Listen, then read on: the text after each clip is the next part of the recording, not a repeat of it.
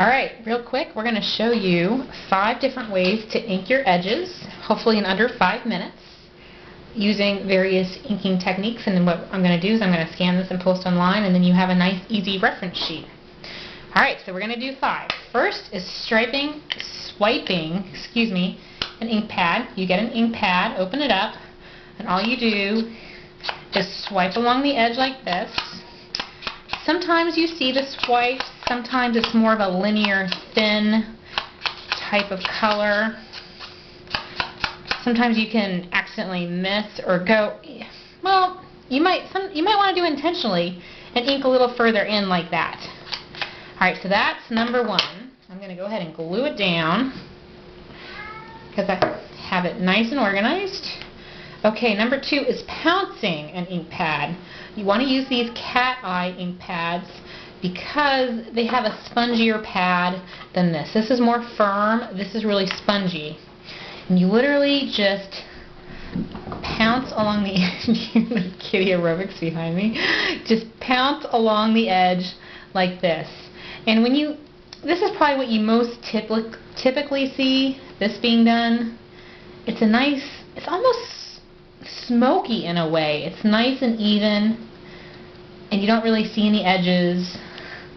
So there you go. Number 2. I'm going to glue this one down. You can see a difference there is a difference between swiping and pouncing. Alright, here, this has a lot of little intricate corners that you're not going to be able to get an ink pad into. So how do you get some ink down there? This is what I do. Do you have a scroll and brush pen by Zig? It's EK Success. And you use the tip that has it has a notch in it, like that. So you can do a double line. But what I do is I literally put my paper inside that notch and I rub my pen right along the edge. It's right between the marker. It's getting marker on both the back and the front and the edge. You just go all the way around.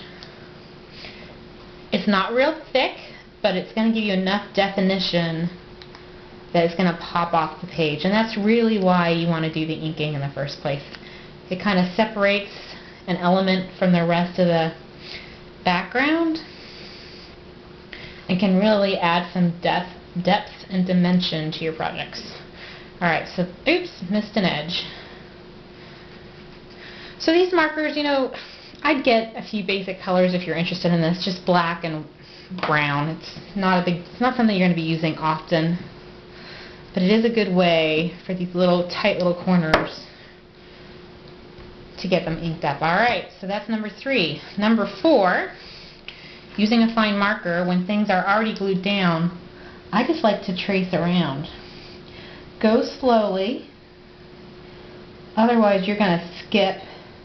You're going to go off the edge or into your element. And this is really great for letters that you've glued down and you decide, hey, that just needs a little bit of pop.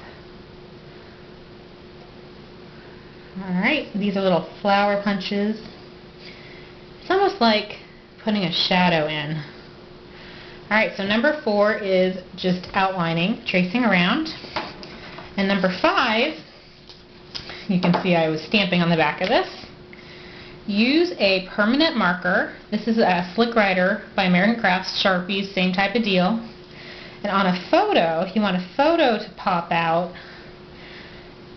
you just hold your tip along the edge of the photo, pull the photo down, and that ink is going to dry. And this way, it kind of saves you some paper. Instead of using a thin black mat, you have ink instead. And of course, you're going to want to do it on scratch paper, which is why I'm using that back of it. So flip it over. There you go. 5 different ways to ink edges.